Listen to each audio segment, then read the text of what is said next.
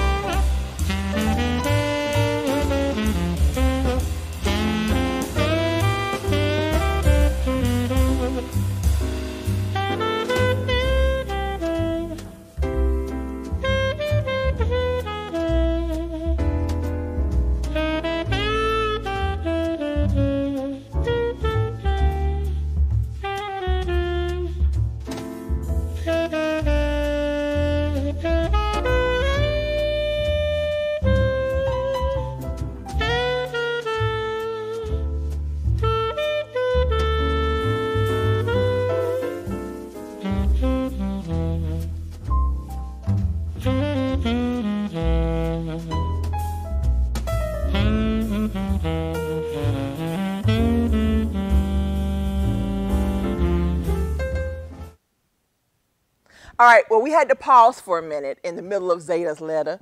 But anyway, Zeta Lotala wrote me this letter, and the part I wanted to get to was what she said in the second paragraph.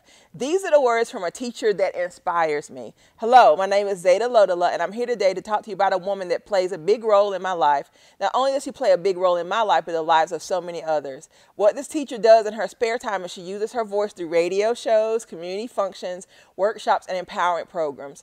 In her own words, her goal is to do a show that provides listeners with a space to find positive messages. And she went on to talk about the people she was able to meet through Awesome Girls and just all the things that happened. But I found these letters through the course of a weekend that was a really, really interesting weekend for me. I'm not one of those people that does resolutions or, you know, marks things because a new year is starting. I'm the kind of person that if something needs to change, you change it then. You don't wait until another day. But it's interesting that as we're transitioning into the new year, you know, and I'm planning out my vision statement for 2019. I'm thinking about things to include and exclude. I'm reminded of the things that are important, which is our young people, and that whatever programs I have to move around or whatever has to be shifted, that awesome girls and young bosses must continue because our kids need us. So a shout out to Elias Retta and Zeta Lotala for those two amazing letters. And I got another one recently that I may read on a future show, but it blesses me so good because a lot of times when you're in the trenches, and Michelle Gerald can attest to this, sometimes you're just fighting the fight. You don't have time to look up and look around for anything. You got to put your head down and fight. And it's great that whenever you do come up for air for a minute, that people remind you that what you're doing matters and that you can continue to fight. Announcements. The only announcements I have is today is a full day of shows at Regina Sunshine Global Network. We already had Miss Barbara with her live line dance show this morning. She did 2 gospel songs this morning, which I love, because it gave me some ideas about things we could do, some non-traditional things you can do and bring in, you know, line dancing as well. But I was excited about that. But later on today at 5, we have Focus Forward with Robin, and actually one of our awesome girls, Janae Canoe, is going to be on Robin's show today. I'm excited about that. Then at 7 o'clock, we got the man himself, Jason J. Boyd Carey with Team Bride Tribe, led by Michelle English and Cindy Brooks. It was going to be fun. I don't even know. Do we have a bride today or do we have couples? It's couples. We got couples night again tonight, which is fun. And then we got ATL's hottest spoken word artist, Harold Outley, is going to be performing. He's the one that he was on my show. These women swear out I did everything but slide that on the floor while I was talking to him. I'm just a big fan of spoken word artists, but even my guest said, girl, you did everything but slobber. I remember they said that live on air, but we're excited. Harold is going to be here. And I think Miss Barbara's leading the line dance demonstration at the beginning of Team Bride Tribe. And then we end out the night tonight at 9 o'clock with The Curve, which is real women, real conversations from a curvy woman's perspective. And so they always have a great time. I'm really enjoying that show. I know me and Michelle have been sitting on the side wanting to jump in during their conversations. And that's when you know you've got a show that's engaging people, when you want to jump in and be a part of it as well. So you can follow us on YouTube. All the shows are streamed there, and each show streams on their personal page during on Facebook Live. So that's that. I am going to take a quick break as I tell you what I'm thankful for. I'm thankful for lifelong friendships and seeing people that I love win. And I think about, and I maybe should wait till Michelle gets up here, because I don't even think we're going to have the conversation we think we're going to have today. But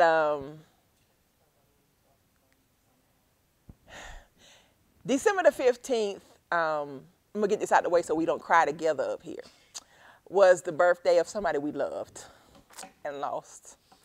One of our best friends from high school, Tanya Stevens. And I was thinking about her Saturday and the fact that Michelle was going to be here today, and she was so close to both of us. And I'm thankful that we're shining in representation of her, because she was such a bright light and such a supporter of people that she loved. And I've told the story before that when my sister Pam and I started E-Weight, she was one of the seed partners. She was one of the people who donated money to me and didn't want anything in return other than to see me win. And then when we started the Purpose Driven Women Tour, we were moments away from canceling that tour because the finances did not line up for us to do what I know God told us to do. And this is how you have to remind yourself that when God tells you to do something, just move in that direction, because he has already provided what you need. And LaTanya called me and she was like, what's going on? I heard you talking about this tour and everything. What are you going to do? And I told her, and she said, before I even told her I needed money, she said, I'm going to write you a check. And because of her, that tour took place, because she seeded into us. And maybe she saw what I couldn't see in days like today. But we love you and we miss you. And today I'm so thankful for sisters that love you enough to love you on the greatness. You're live with Regina Sunshine here on the Regina Sunshine Show on Regina Sunshine Global Network.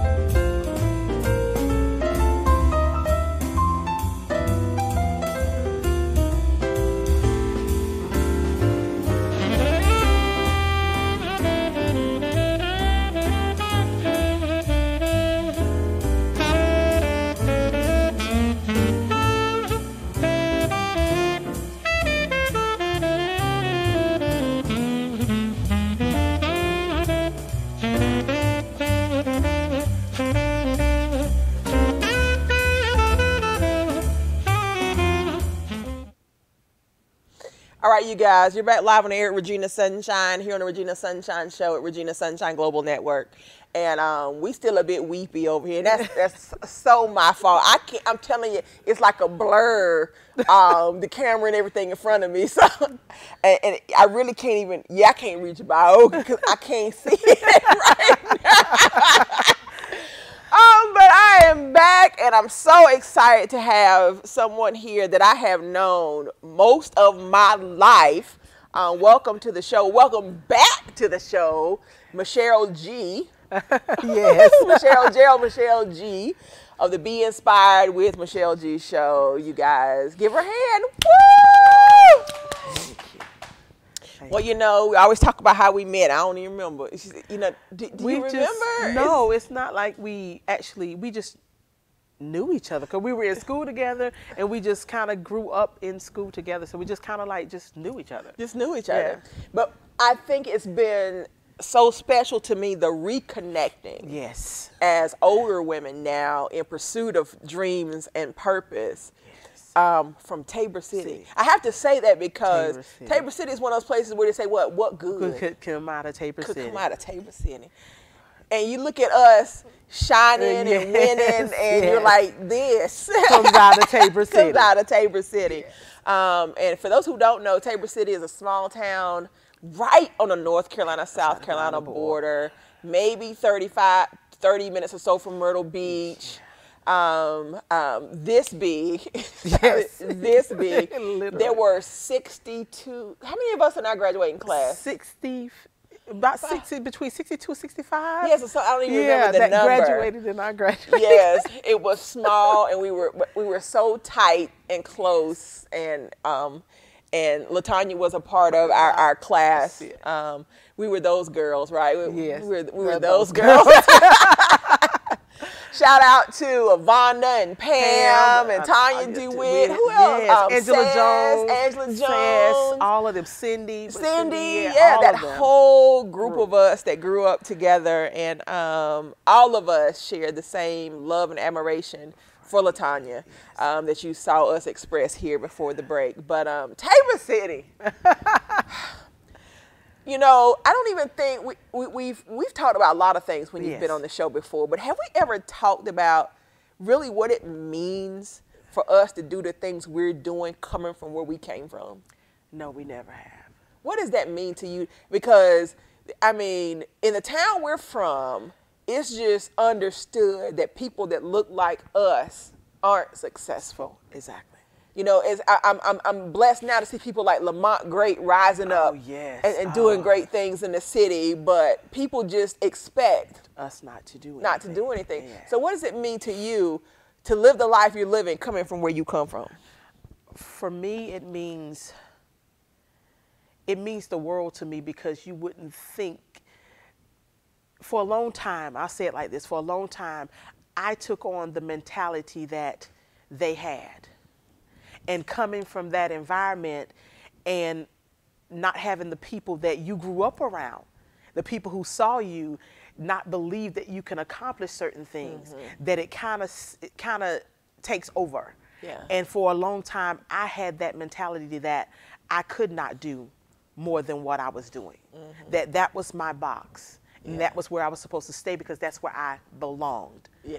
But then breaking out of that, it means so much to me, because it's not like a throw in the face, but it's that proud moment where I can put my chest out and say, look at me now.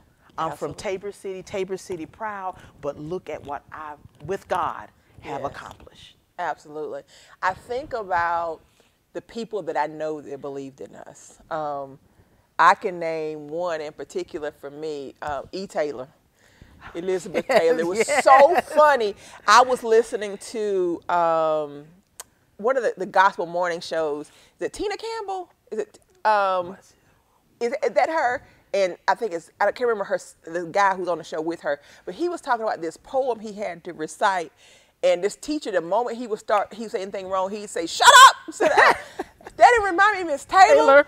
Oh my God! Because I don't think I ever completed an assignment in her class. I don't know how I got out of her class, because you would start writing and she would come, bring it here, Alfred, bring it here. And then she would mark it up. And I just started. And you go sit back down, and then you just get going again, and she call you back. But I so appreciate how hard she was on us. Yes, she was extremely hard on us. Because she wanted us to get out of that town. She wanted us to go on to greater things. So that's one person I can name in Tabor City that really pushed me. You got somebody you can think of? We were not the best of friends. We went head to head all the time, because I was a little bit mischief but Miss Davis. I knew you were going to say Marty Davis. I don't think that she even realizes it, because I gave her such a hard time. Yeah. And she was on me so much. I couldn't do anything without her being right there, like, Michelle, Michelle, you need to get the, I mean? The first bell would ring. Michelle, why aren't you to class? I said, well, everybody else standing here. You didn't tell them. No, I need you to get to class. I said, well, it hasn't even been second bell. Yes. But she was on me, and I realized that she did it because maybe she saw in me what I didn't see in me. And she pushed me. She was on me, and I didn't take it that way. Because I went back at her, and I'm going to call Rachel, which is my mom, and I would say, you know what, call her, 653-4717.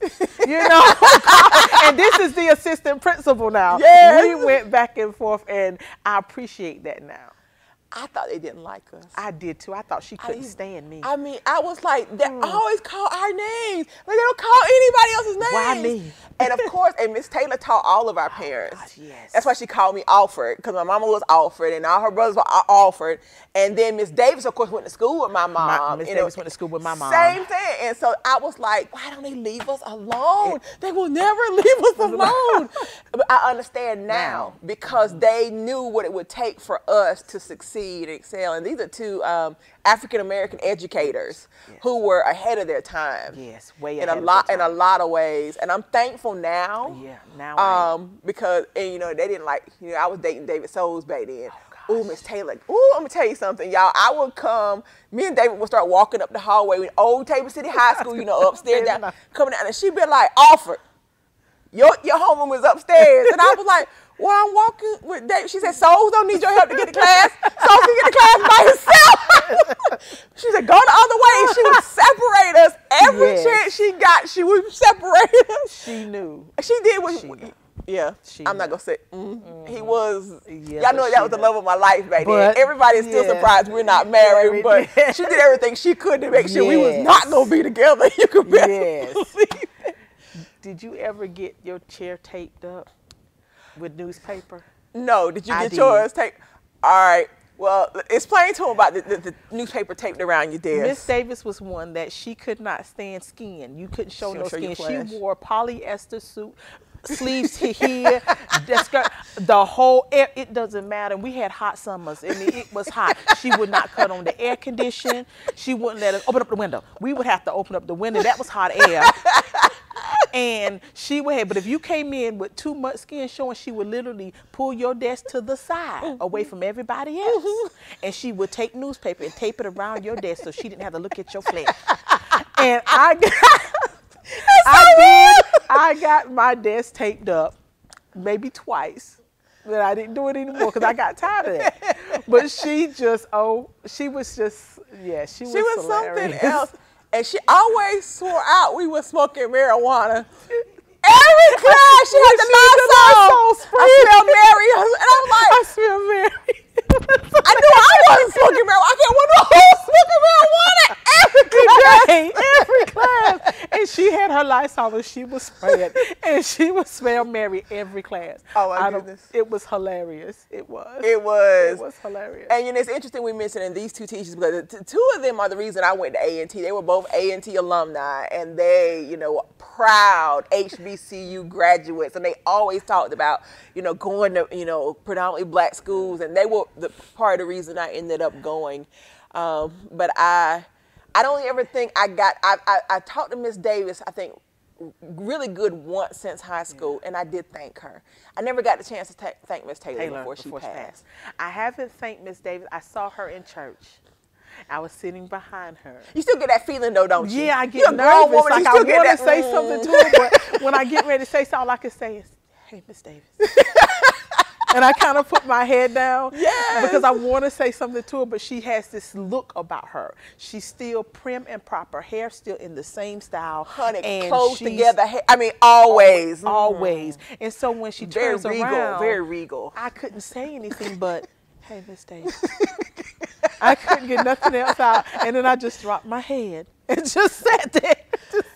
But you still get that same feeling though. That same feeling. And you know, educators like them are what our kids need because, and my mom used to always say, they just care about you. I'm like, no, that's not what it is. She don't like me. She's like, if she didn't like you, she would never say your name. I know now it was love. And I'm thankful for that because they're a big part of that whole us getting out of the place that people thought we would never get out of. So I'm thankful for them. When they finally announced us graduates and everybody usually throw their hats up, you know, we all ran in together. I think we forgot to even throw our hats up. Some of us may have been one or two hats, but we all, 65 of us, ran in together and just kind of gave a big hug. We were just hugging each other. We didn't even bother to throw our hats up because we had more than that, but so many had stopped and dropped out just before, you know, we didn't have 100. No. But we had more than 65. Yes. But they had dropped out and quit before we got to that point. I think maybe one or two people may have threw their hats up, and everybody else just ran into each other. That's how close we were. I just thought it was so funny. I don't know. Were you ever in class with what's his first name? Last name Timmons. James Timmons. James. When he called the Holy Spirit in class. I kid y'all not. It was hilarious. He was sitting in his desk, and shouting like you in. Yes, yes. I kid you not. Just random. Just random. Like nothing happened. Like nothing. We're in there, and just all of a sudden you will hear him. And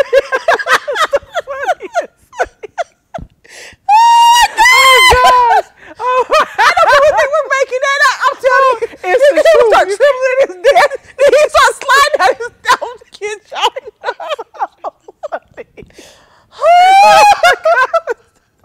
Just so rare. I mean, you can't make this stuff up.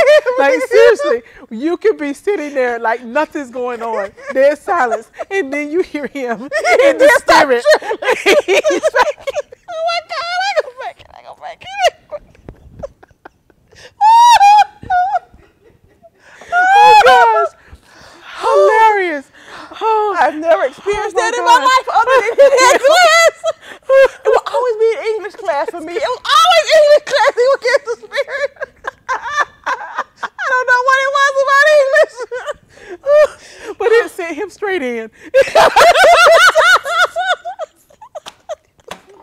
It was hilarious.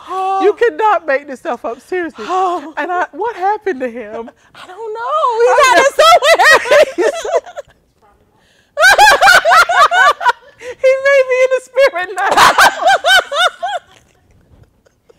Oh my God. I got a pain in the back of my head. I'm telling y'all, you had to see it to believe it. You just sitting in class all of a sudden. And we the desk trembling. We had those wooden desks. We had to slide in. So he's sliding. Oh my God. In the spirit. We laughing because it's funny that we don't know what's going on. Oh my gosh. But it got to the point where nobody even moved. That should tell you. Nobody even moved. When it started, you just... It was a normal occurrence. It was a normal thing. Oh my goodness.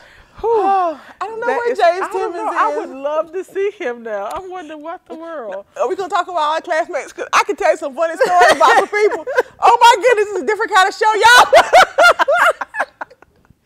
Girl, you remember Sally Rue? Oh gosh. Honey, I was in the bathroom one time when Sally fought this girl. First of all, y'all, Sally had cerebral palsy, but she was really strong. She was really strong. I'm telling you, she drugged that girl in the bathroom stall. I couldn't get her out. I tried to pull her out. I was like, oh my God, she's so strong. I don't remember who it was. I just remember thinking, now y'all, please, don't write me about this. Don't write me about what I'm going to say. I did not have no handicapped people who were so strong. That's what I was thinking that day. I was, oh my God, I can't get her out for this girl. Oh my goodness. Oh, I'm sorry. Oh, I hate I missed that one. That would have made my whole day. It was the three of us in there. Oh, God. Sally, the girl, and I still don't know what that girl did to Sally Rose, but she drug her in that stall, and I couldn't get her out. Oh my goodness. Oh gosh. Oh Lord. I would have loved to see that. No, you wouldn't. You had that moment. Because I'm thinking, she gonna kill this girl. Because the girl had the same look on her face I did, like, I didn't know she was so strong. I didn't know she was so strong. Don't y'all write me about that? I was 16 and I didn't know everything else. I remember Sally. Oh my gosh. Goodness. You know who I saw, probably in the last year I saw, Cindy and Brian. Girl, they still together. They are still together. They are still together. It's one of those couples that when they got together, you were like, this is never going to last. How old are we? They are still together. They are so in love. And this so is not in going to love. happen. And they are in love today. So in love. And I'm telling you, when they got together, I was like, I was like, that's Bright Eye, because that's what we Bright-eyed, it's called Brian, Bright Eye. And I was like, he's a dog. That ain't gonna work. That ain't gonna is work. not And they've gonna been married happen. how many years? They've been married a long time. A long time, because they've Married been together since high school. Since high school. Yes. I never would have thought they would have still been together. Never would have thought it. They have a lot of kids, They got a lot of children. but they still together. And Cindy, y'all, if y'all watching, I love y'all. They do have a lot of children, but they're still together. And that was, I think, who I talked with? I talked to Charles Massey. Oh. And he's like, we were talking about couples who were still together from high school. And that was one of the couples that we talked about. Who else still together, child? I don't know. I think that was the only one. That was still together was them. And he's like, that's a beautiful thing. He said that they are still together after all this time. It is. And I was thinking, since we're talking about classmates, one of our classmates right now that really inspires me is Ivana Cox. Let me tell you something. I want her life. If she traveled, I want her life. It's like every other month she's in a different country, somewhere in the world. I mean, just what 2 weeks ago? 2 weeks ago. It was Italy. She was in Spain. London, Paris. Somewhere everywhere. Then she went to Barcelona, Spain. Yes. And then she went to the Netherlands. Yes. And I was it's like every other month she's somewhere else. And I'm like, so she vacations for life. That's what she does for life. She said, vacations. I love her life. I like, do. For real. And she actually inspired me because I was like planning, I said for my 50th birthday, I want to go to Paris. And then I saw her going for her 47th. I said, well, Lord, why do I have to wait till I'm 50? That's right. I said, why can't I plan it now? So she actually inspired me to start planning, to go. I said, well, okay, first step, Shell, get your passport. Yes. Yeah, that's that's number one. So I got all that in the works, but she really inspired me because I'm like, why do I have to wait? Like, why does it have to be her. some big, I enjoy watching her. It's just from Tabor City. From Tabor City. For every one trip I take, she takes like 6 or 7. Yeah. I kid you not. Yeah. I kid you not. And it's she like. was in Dubai, last year? Yeah. Like she's always in some island. And I'm just like, oh gosh, I just love her life. Yes, because she did the Philippines last year, I think. She did Jamaica it was like, I'm telling you, we're Barbados not joking. And everywhere. Yes. And I love it. I love it too because she's from Tabor City. Tabor City. Yam City. Yeah, the same neighborhood. Yes. I could tell some stories. We got it. I'm not from. I wasn't from town. I was from Green Acres. Yes, like the show. Yeah, I got a lot of. I had to hear that song all the time. When you're from Green Acres, and then they would sing Green Acres. Yes, that was at Green Acres, but it's still Tabor City. But it's still Tabor City because you got Tabor City, you hit Green Acres, and then you hit Dothan and the other part, Iron Hill. Iron Hill, then Dothan, but Dothan was in Nakana, so we don't count that. No, we don't count. We don't count. Nakana don't count. Yeah, it don't count. I already know who's gonna inbox me. Paul Stevenson. He always talking junk about. Yeah, Nakana don't count. Just so you know. Yeah. Before you even inbox me today and tell me it do. And you getting that from both. Nakana don't count. Well, I'm enjoying you. This has been so good. We're here to talk about your book. Oh, yeah. And it's perfect because we're talking about what good could come from Tabor City. Exactly. Right? And so since we have reconnected, your life has taken a whole new turn. When we reconnected, you were already in ministry. Yes. You know, you were in ministry, but there were some things you were kind of holding back from. Mm-hmm. And you ain't holding back no more. I'm not holding back anymore, and I have Regina Sunshine to thank for that, because when you've been a big part of my life, and I didn't see in me what she saw in me. And she has that gift that God has given her just to see things in people. And I'm grateful for you. I'm grateful that, not just because we're childhood friends and we've known each other since we were younger, but because of the role you now play in my life. And I have a very small circle, and I have that on purpose because I don't open the door for negativity. I don't open the door for certain, and I don't allow certain people, I don't allow a lot of people in my circle. But you are in the top of my circle. And when my leader, who has a great voice in my life, can look at your face, never met you, and tell me to stay connected to you. Really? He saw a picture of you and told me to stay connected to you. He said, because she's going to be your hand up, not a hand out. Wow. Because he just saw it in your face. He said, I don't know what it is about her. He said, but stay connected to her. But don't think, it's not that I'm staying connected to you because of that, but what you pour into me, it inspires me and it keeps me, I watch you all the time. And it just makes me happy that I even know you. Wow. Well, you know, when you came on the show and it was just obvious to me you should be doing radio. I was like, I mean, and I said it and you were like, what? Wow. Ooh, I got to go pray about it. I said, well, what did I tell you? I said, You pray about it, I'm going to call you in a week. You pray about it, I call you in a week. Because I was like, you just, you know, I know what the Lord going to say, so you go on, Yes. do what you got to do, but we'll talk in a week. Yes. And let's get this thing going. And it was beautiful because Stephanie and Mama D. Mama D. You didn't bring no chicken salad? I didn't bring no chicken salad. Ah, sorry. Mama D. I'm going to be in Table City this weekend for like 5 or 6 days. I'm going to need some chicken salad.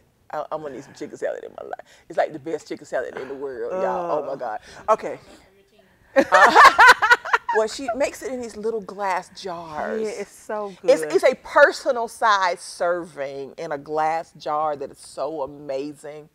Has she started shipping that out yet? I've been trying to get She her has to. got to start shipping that. She's got to do it. I've been trying to push her, like, okay, Dee, you know, you need to get this done, you know, because everybody that tastes it loves it.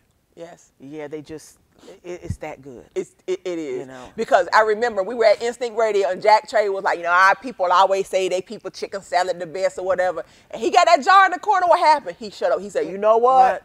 Y'all right. So, but they were with you and it was so interesting when I said it. Stephanie looked at you like, now what? She looked at you like, oh, now what? She's another pusher. We're family because she's my cousin, but she also pushes me as well. And now it's like, okay, Shell, now you're here. You know, now it's time because it took me a long time to get here to where I can stand. Because before, she was there, you know, undergirding me, pushing me when I couldn't stand. And now I can stand. And she texted me last night. She's like, I am so proud of you. Oh, that's awesome. And it means so much to me because she knows where I was. Yeah. And everything that I've come through and that God has brought me through to get me to where I am. Well, let's talk, before we even talk about Peace and Mixtures and your book, like I said, whenever we reconnected, you were already in ministry. And obviously that's a place that you're confident in. And when I say confident in, it's a space you knew you've been called to. And when you stand to minister the word of God, it's not something that you're wondering about. Where is the disconnect between having confidence in that and then not having confidence in other areas of your life? Oh, yeah, you would ask me that. That has been a battle for me as well, because when I was first called, I didn't. I ignored it. I ran and ran. I heard God, but I ran and ran. I kept asking God, I said, can you confirm it? I need to know that I know that you called me. And he would send confirmation. And I would still go right back and say, Lord, can you please confirm it? Because I need to know that I know. To the point where I was in a service and the person who was ministering came to me and said, God said he said yes the first time. Ooh. But you keep wanting him to confirm it. He's preparing you now. And I said, okay, God, I won't ask you no more. So then I finally fully accepted. He will call you out like that. He will. Yeah, yeah, he did. He did. And I finally said, okay, God, I know that this is, you know, this is what you've called me to. Every time I get in the pulpit, I'm still nervous. But that lets me know that I'm not doing it in self. Absolutely. So I'm okay with those nerves. But I think it's fear. It was fear that stopped me from other things. Because fear of, okay, what if they don't like it? What if nobody listens? What if nobody follows? What if nobody buys? You know, it's the fear of fear, just fear. And then, you know, I think I've gotten to a point, and the reason I'm moving more into everything else that I'm doing now is because I realized and really accepted the scripture where it says, God didn't give me the spirit of fear. That's right. I mean, we can quote it all day long. But until you get it in your spirit and you live it, then it doesn't mean, you know what I mean? It's not that it doesn't mean anything, but it's not gonna take effect in your life. I finally can stand on that scripture. You know, not saying that I'll never have a fearful moment, because whenever you get out of your comfort zone, there's a little bit of fear there. Oh, yeah. But I refuse to let it stop me. Absolutely. And so we'll go over the book last, but the last time you were here, it was when I think you officially launched Peace and Mixtures. Yes. Tell everybody about your Peace and Mixtures business. Peace and Mixtures is my own product line of aromatherapy, bath and body. I am a certified aromatherapist, and I make everything by hand. I make body butters, body scrubs, and the difference in like a body scrub that I make and a body butter that you may get somewhere else. If you look at the first ingredient is water. Water dries your skin out, so what's the purpose of putting it on? You know, you're gonna put it on in a couple of hours, it's gonna dry out. I take time to talk to the person that I create my products for. I see what it is that you need, and whatever it is that you need, I create. Essential oils is they're wonderful. They're wonderful. I believe that God put the plants and everything here for us to get from it, not just to look at the beauty of it, but to get from the benefits from it. So I take those plants and I take the oils from those plants and I create stuff that help you feel better. And along with just the butter, making sure that your skin is soft, it also has other effects. The essential oils in it makes it can ease pain. It can help with swelling. It just depends on what you need, and that's what my product line is. And there's a lot of other things that I make that I've incorporated in that. I make my own soap. I try to be as natural as possible. I make my own soap, my own lip balms, and and different things. And I just create, try to help people create a spa experience at home. I love that. I love that. So they don't have to go and spend $1,000 here. They can create it for themselves at home. And it's a healthier way to do it because it's all natural stuff. Everything is organic and natural, and it's handmade. And I pray over every product I make. After I make it, I pray that it does what God created my hands to do for the person I make it for. I remember when you first mentioned it, and again, you hadn't fully started walking in it. You were still but it's so beautiful now to see you stepping out into those spaces that you divinely created to walk in, because the people that are watching you are now getting the same courage because they know where you came from. They know, they've seen you walk this journey, so they're like, okay, if she can do it, I can do it. And so now, leading into your first book. My first book. Your first book. Tell us about your book. Yes. Now, my book is going to print this week. I did bring like a copy of the cover. It's called Baggage, Drop the Weight. That book is, and I'm going to try not to be too emotional, but it was a book that I had to experience myself. I had to be the first partaker. And for me, it's not meant to be long, but it's meant to be effective. And it's 6 short chapters that talk about things that we often carry that we're not supposed to carry. And we use the word baggage and luggage interchangeably. And they can be, but we forget about that other definition of baggage. See, luggage only has one definition. And that's where you pack your personal belongings in anticipation of traveling, of going somewhere. And baggage, you can use baggage in that same sense, but the one that I want to talk about in this book is where it's associated, the definition is past experiences and long-held ideas that are regarded as burdens. And that's the baggage I'm talking about. So I finally, through these 6 chapters, the things that I've had to face, I finally dropped my baggage and packed my luggage to live.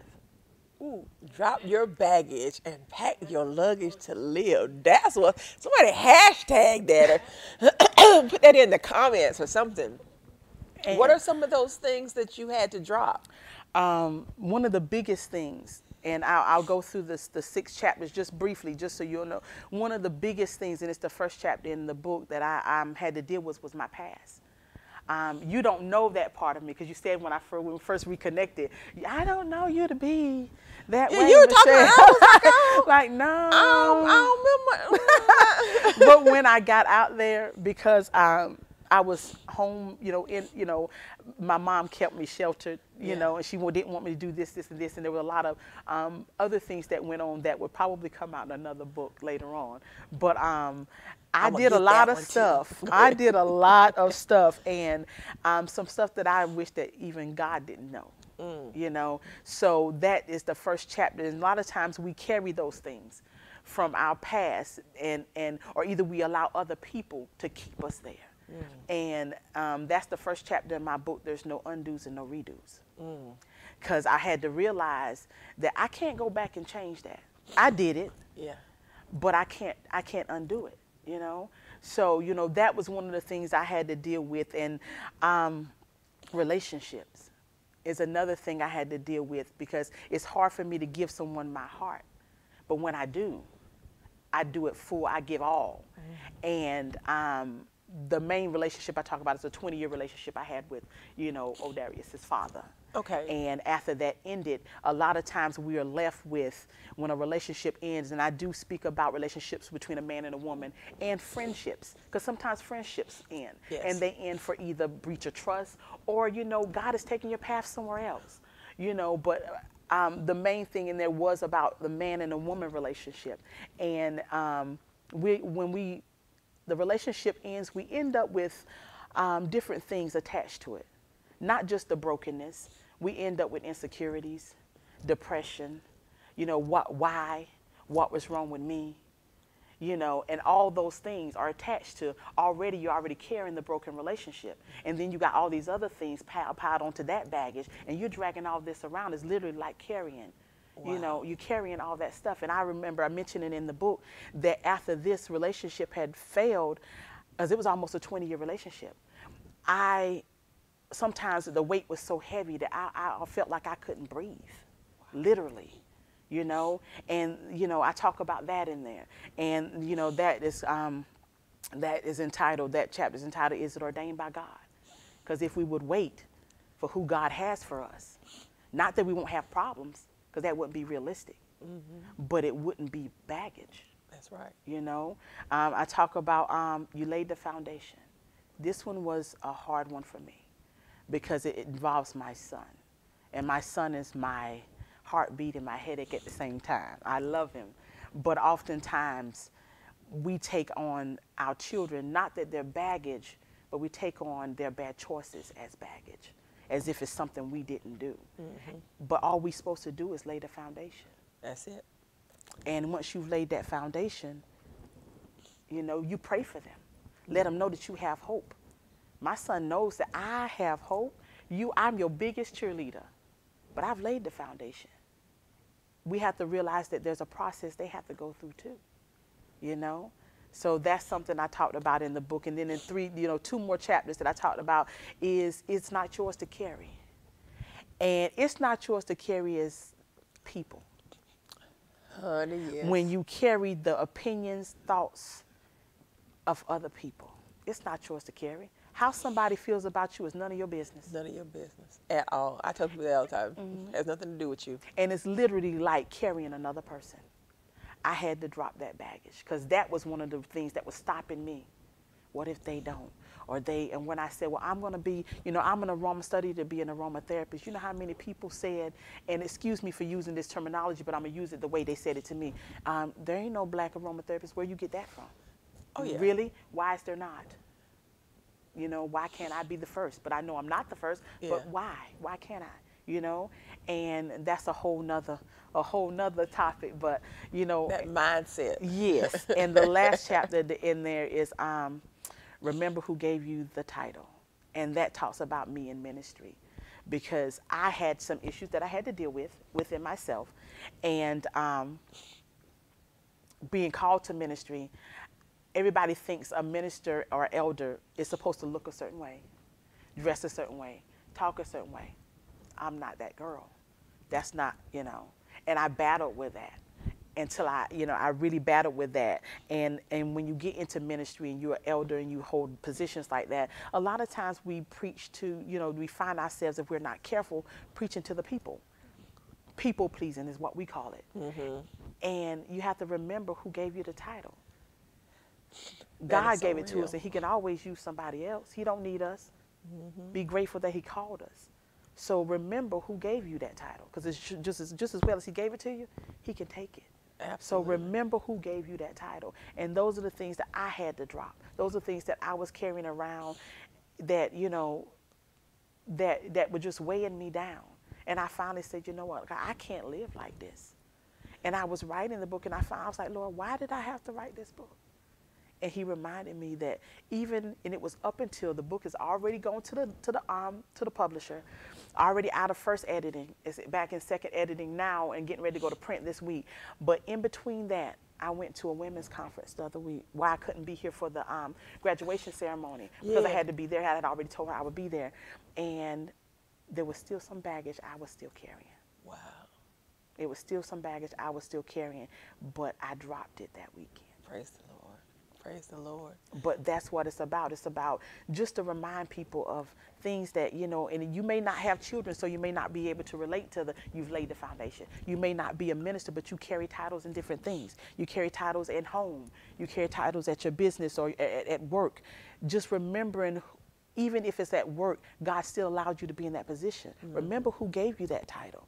And if you don't function in it the way that God gave it to you to function, then it's not serving no purpose. Everything we do is to give God glory. Absolutely. And if he's not getting the glory out of it, then why are you doing it? Absolutely. You know, as you were speaking, I was thinking about what people always say, what people use the terminology, if it's for you, it's for you. And I tell people that for some reason people think that's a blanket statement. I can just do whatever I want to do and God just going to give it to me anyway. No. And when you were talking just now, you know, about, you know, God can use you, or he can say, you know what, you stay right there. I'll use somebody else. Exactly. He will. He will. In a heartbeat, because his will is going to be done. His kingdom is going to be built with or without you. So, you know, I would prefer it would be with me than without me.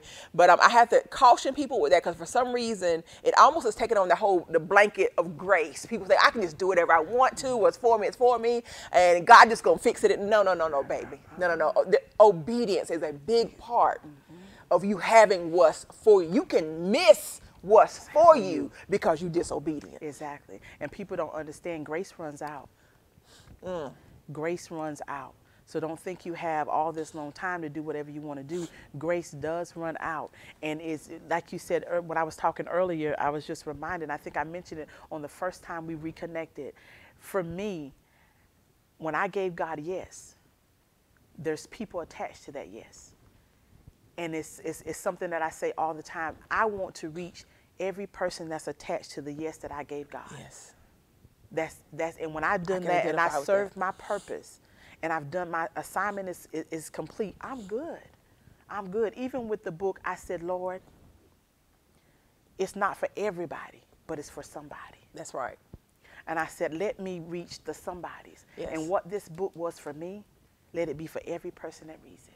Absolutely. You know, it goes back to even with your book, you know, I've heard people say when they decide to write a book or publish a book, somebody would say, man, there's so many books out here. Why are you writing a book? So because God told me to. Because there's somebody that your book is purpose for. Exactly. And that's why it's so important that we're in tune to what he's saying and not what people are saying around us. Because people will talk you out of your blessing if you let them. Yes. They will convince you to stay right where you are. And you will miss everything that God had for you. So this is partially autobiographical because you tell your story about the weights you had to drop. Now you mentioned there's another. Yes. There's another one coming. There's other things because God is funny. He is hilarious sometimes. And I know he looks at me as like this child right here. Because how I talk normally, that's how I talk to God. I'm like, now come on now. Look here, you didn't just see that. Like, you really didn't see that. You know, and I know he's like, this child of mine, you know. But, you know, and he, with this, he just poured, the way he works with me, he gave me the title. And then he gave me all the chapters. And I'm like, okay. All right, and I just wrote it down. And then he allowed me to go back and do, you know, fill everything in. But he's already talk to me about other places to go, because there are things, writing is therapeutic. Yeah. Writing is very healing. And at the end of the book, I have some pages for people to drop their baggage. Oh, I love it. You know, because that's the first step. You know, for me, it was the first step of my healing. Okay, I got it now. You know what? I've been carrying this. Mm-hmm. I didn't know I was, you know what? Yeah. And, you know, and then, and write it down. That epiphany moment. Write it down that you realize, oh, yeah, I've been carrying that. And it may be something that's not even a chapter in this book. But if you realize that you have been carrying something that's been weighing you down or stopping you from getting where you need to be, and you realize it, write it down. Start writing it. You know, at the end of the book, it's provided. Just write it down. And then, you know, seek God on how you need to get rid of that. Absolutely. So I exchanged that. I dropped it.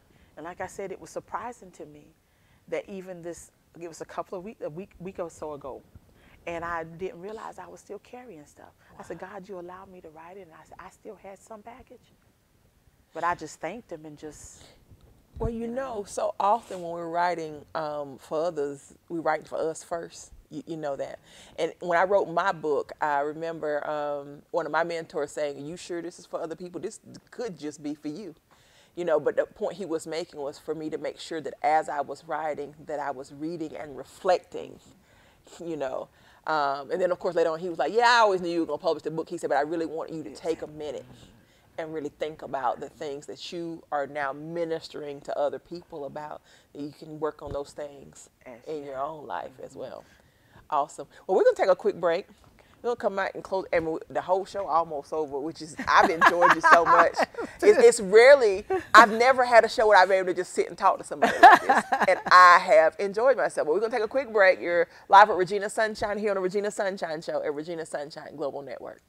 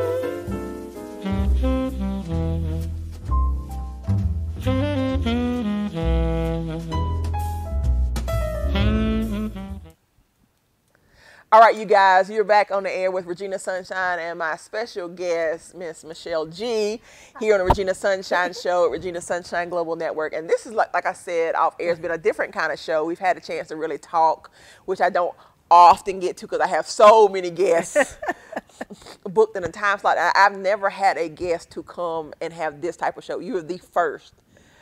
Which gives me, make me think about having some shows where I have somebody come and we just talk. Because, you know, as you begin to talk, things come up and out that people that are listening need to hear.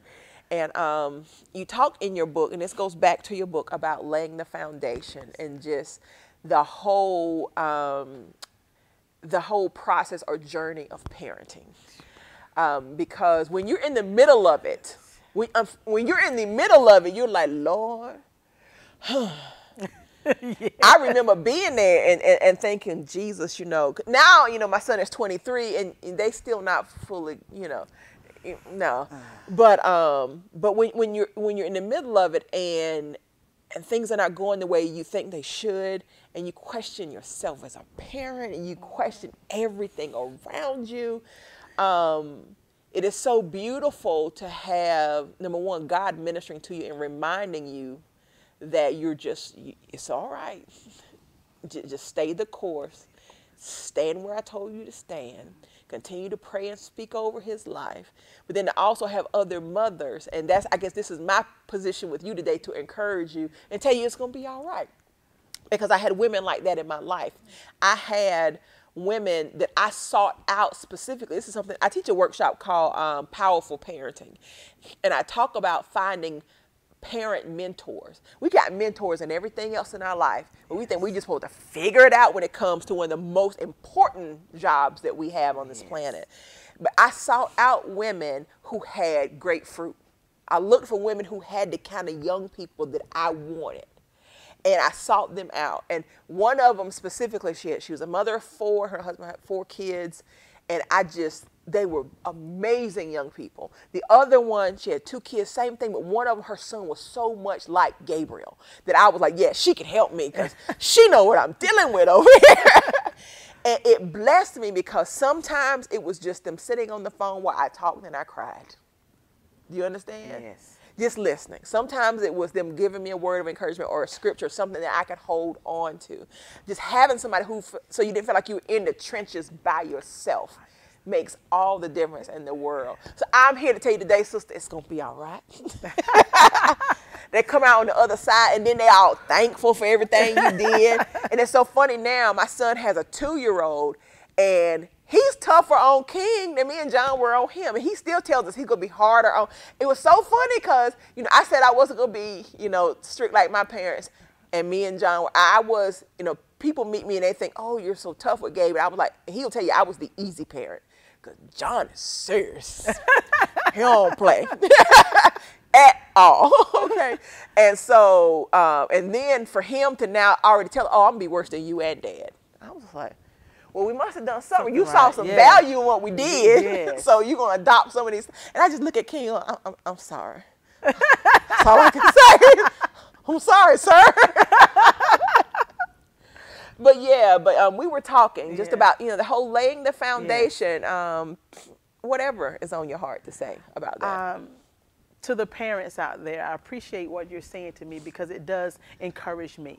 I am the author of this book, but it's stuff that I've lived. Mm-hmm. And even now, that chapter, you've laid the foundation. I've laid the foundation. My son, and I tell him all the time, son, why are you trying to be a gangster? You a church boy. You've been in church since you was 11 months old. But I had to realize it. To those parents out there, I know sometimes they make you feel like you're not doing enough. They make you feel like you're the worst parent in the world. But keep doing what you're doing. Your job is to, and this is something I've had to accept and deal with, because we don't want them to hit that wall we see them getting ready to hit. We don't want them to fall in that big old hole that we see them about to fall in.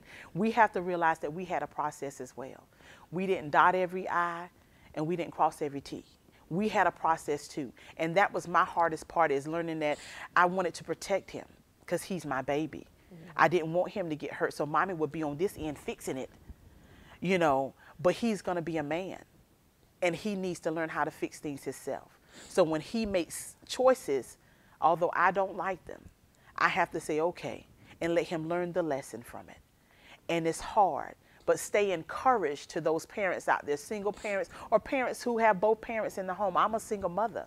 Just be encouraged. Even though they may seem like they don't appreciate it, make you feel like you haven't done enough, as long as you've laid that foundation, train up a child in the way that they should go. And when they are old, they will not depart. I've laid the foundation for my son. My job is to prepare him for the world. After that, it's on him. And I had the conversation with him just the other day, and I said, okay, son, I've laid your foundation. I wasn't the I laid the foundation. I didn't do everything right because I was learning. There is no, I know there's books out there that say raise the perfect teen. There is no book for this because each child is different. Every child is different. So there's no cookie cutter child. So you just have to learn that, you know, do what you know to do. Trust God, lay the foundation, and just continue to pray for them. Let them know that I have hope for you. I always have hope for you. Don't never give up hope. My son, to tell you right now, me and him go toe to toe. And it's mainly because we're a lot alike. We go toe to toe, but he knows that I got his back. Absolutely. Always. If he don't see nobody there, he'll see mama. Rain, sleet, snow, or shine. I'm going to be right there. I got his back. I'm not going to sign off on his foolishness, but I got his back. Lay that foundation and don't worry about it. Don't let their bad choices be your baggage. Absolutely. You did what you knew to do. Lay that foundation and trust God. His word won't return unto you void. And he said it in his word, and I have to remind myself of that. Okay, you did what God told you. And God had to remind me. Even this weekend, because he had attitude. They do. I mean, oh, honey. Well, you know, I always tell parents, it's so important that you're hearing from the Holy Spirit in these situations, because when we get caught up in our emotions, you know, we'll say and do things out of line. But I used to always tell Gabriel, you belong to God. I don't care how much you think you want to go to the left. You belong to God. You can't do nothing but follow God. I said, you can try all you want to, but you belong to him. That's it. And that's where I laid you. I laid you at his feet. He's yours. That's it. He's yours. I would do whatever you tell me to do in regards to him, but he don't belong to me. He belong to you. And I know you're going to take care of what's yours, God. That's it. And I would remind, I know you're going to take, I know he out there, I know you're going to take care of him because he belong to you. That's it. And I have to remind God, you promised me. Because I lost 2 children before I had my son. And with my son, I said, God, if you bless me with him, I give him right back to you. And even in my womb, that's what I say. I said, God, he's yours. And I told him, and my son, he already knows. He can run, but he can't hide. Mama, why I always get caught? You know why? Yes. Gabriel told me one time, he says, why is it that other kids can do all kinds of crazy stuff and they never get caught? I said, because you set apart. God has called you to great things. And I said, he can't allow you to be out there running around acting a fool, and you got work to do. So that's why every time you even step over the line, it is right in the face to bring you right back over here, because you ain't got no business out there. You ain't got no business. And one thing I will say to the parents, and this is my prayer, it may not be a prayer that you want to use, but my prayer is, God, give me wisdom. Yes. Wisdom, and I ask for wisdom in everything I do, but God, give me wisdom on how to deal and how to communicate with my son. Yes. I was a yeller. I was one of those who's always, and that didn't work. So God has given me wisdom. Now I know when to speak, when not to speak, and when I do speak, God gives me what to say. He may not receive it at that moment, but he can't stay mad long. He comes right back and he be like, well, mama, Yeah, because his spirit man is always receiving it, whether he is or not. People just say about Gabriel, you talk to him like he's a man. So I'm not talking to him. I'm talking to the spirit man inside of him. He hears me. So no matter what this flesh is doing, no matter what this soul is doing, that spirit man hears me. That's who I'm talking to. I said, so when he walks away like he ain't heard, the spirit reminds him of the things that were said. And so, yeah, honey, it's going to be all right. Let me tell you. I will say this. I tell parents all the time, you got to come up with creative ways to reach your kids. You know, I've told some stories on here that shock people about how, you know, I had Gabriel pack all his clothes, me and John had Gabriel pack all his clothes, that we was taking him to get psych evaluated. Yeah, we showed it. He packed everything he owned. I said, it's apparent you've lost your mind. So we're going to take you somewhere where they can evaluate you. Let me tell you, he never heard the full story until this weekend. He never knew, and that I was sitting in the waiting room at the hospital while his dad was out in the car talking to him. He thought I was really in there checking him into the psych ward. I'm in there in the lobby watching TV while John's in the car talking to him with all his stuff paid. It was so funny 'cause I was telling somebody he was listening. I was like, yeah, he's here to listen to every word. I used to tell him I would do whatever I have to do to save you from yourself. That's my role here. That's it. I'm a steward over your life, and until you are still under my covering. You're still under our cover, and I'm still responsible for you. Mm-hmm. And so, yeah, we did some stuff. I tell y'all off here, we got some stories. Me and John, we were very creative parents. And I will say this, for parents that are looking for different things to try with your children, all discipline doesn't work with all children. You've got to find what works for yours. And Gabriel got to the age, yeah, we didn't spare the rod, just so y'all know. You got that. I'm trying not to say that word, butt whipping, at our house. But to get to a point where that didn't work anymore, and so then we tried taking away electronics. That didn't faze him either. You know what worked with my son? Fines. We had a money chart with fines that you paid, just like you paid to the government if you break their laws. Fine. Because he is about his money. That was it. That was like, for Gabriel, I'm sorry, I'm about to spit. To have to give me $20 because he didn't do da-da-da. Oh, man. That was like the end of the world to him. That, for my son, I was like, oh, all right. I know, I got you now. And so that was it. We would come up with a money chart for everything. So you owe me $25. You didn't clean your room. That's $25. You owe me $25 for that. Or I told you to do such and such, you didn't do it. Yeah, that's a $10 charge right there. He didn't like it. That was one of the biggest tools that we use that really, really worked with Gabriel, because he is a saver. He likes to keep his money. He's not a spender. He likes to. He would go to his room every night and count his money. That's Gabriel. Every day. Pull out the same money that was there before he went to school and lay it out and count it. He just liked counting it. And so for me to take some of it, and what we would do is we actually had an account set up for him, so whenever he didn't know this, we would take the money from the fines and we would put it in his account. But he didn't know. He thought we were spending his money. He'd be like, oh, so y'all out eating with my money tonight? You know?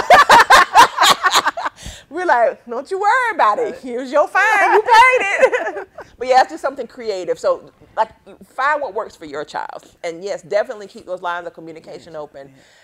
Because if they know they can talk to you, eventually they will. It's not when you want them to, and it's when you least expect it.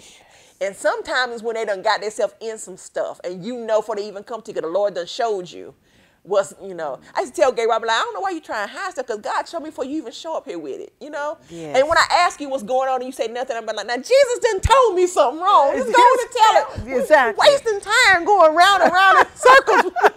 When the Lord has already shown me, and that's one of the things I heard you say too, hearing from God, being in tune to what he's saying, makes all the difference in the world. Because I remember Gabriel got in a fight in school once, and this is before his fight career. This is when he was a child that you would least expect to fight.